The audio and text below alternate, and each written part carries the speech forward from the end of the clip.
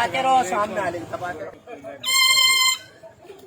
ये तेरा पाकिस्तान है, ये मेरा पाकिस्तान है, बजाते रहो और सामने आने तपाते रहो। इसकी तबीयत में घर जाए, बुरा नहीं मानना डायलॉग है।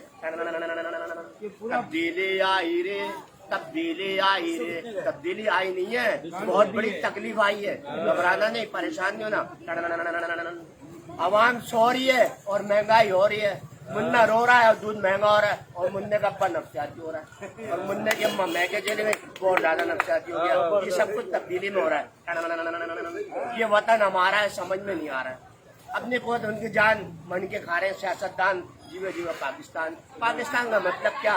सारे पैसे दल्ला और मुल्क से फरार हो जाए। पाकिस्तान जिंदाबाद, और पाकिस्तान से जिंदाबाद नहीं तो मार दिया जाएगा। लाहौर लाहौर है और कराची उसका शोर है, कमा के देता है। जो गया उसका कोई गम नहीं, तो जाए वो उससे भी कम नहीं। तब्दीली आई रे, तब्दीली आई रे, रोक सको तो रोक लो, महंगाई आई रे, महंगाई आई रे। बजाते रहो और सामने आने की तपाते रहो। जिसकी तपरीब निकल जाए, नहीं मानना डायलॉग है।